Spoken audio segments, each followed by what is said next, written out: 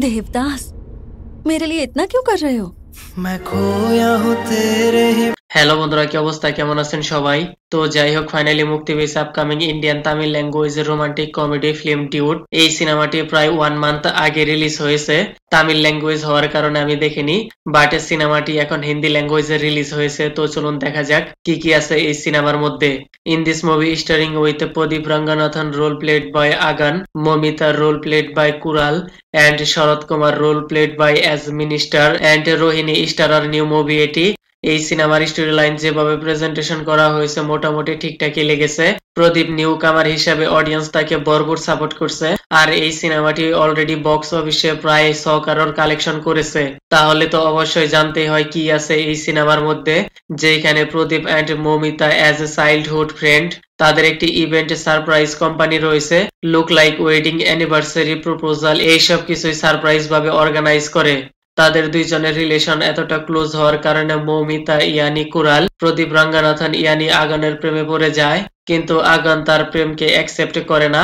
Childhood friend, pair, emotion zero, এইসব কিছুই বলে। তারপর যখন আগান একা হয়ে যায় তখন সে রিয়েলাইজ করতে পারে, তিনি আবার কুরালকে প্রপোজ করে, but Kural already fallen in love other person, আর সে কে তাকে টেইলারে রিভিল করা হয়নি। দেন তাদের মাঝে কি কি হয় এইসব কিছু জানতে আপনাকে পুরো সিনেমাটি দেখতে হবে। আই মিন, একবার পেয়ার হয়, আবার হয় না, আবার পেয়ার হয়ে যায়, আবার না হওয়ার নাটক করে, একদম পাগলপন স্টোরি লাইন দেখতে পাওয়া গেছে। বাট যাই দেখানো হয়েছে আনলাইক করার কোনো কারণ নেই, কি সিনেমার মধ্যে শুরু থেকে একদম fast forward story line presentation করা হয়েছে। বোরিং কোনো সিন নেই, একের পর এক নিউ টুইস্ট টার্নস দেখতে পাওয়া গেছে। তারপর ক্লাইম্যাক্স ওয়ালা scene not only wow moment, it's decent লেগেছে। প্রদীপ রঙ্গনাথনের অ্যাক্টিং পার্সোনালিটি, সোয়াগ স্টাইল যেভাবে প্রেজেন্টেশন করা হয়েছে রিয়েলি গুড। মমিতার অ্যাক্টিং পার্সোনালিটি, ইমোশন অ্যাঙ্গেল ঠিকঠাকই লেগেছে।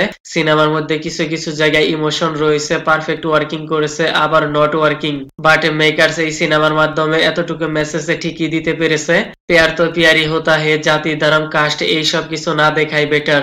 তার সাথে এখানে প্রদীপের স্যাক্রিফাইস, নৌটাঙ্কি, পাগলপন স্মুথ ভাবে প্রেজেন্টেশন করা হয়েছে।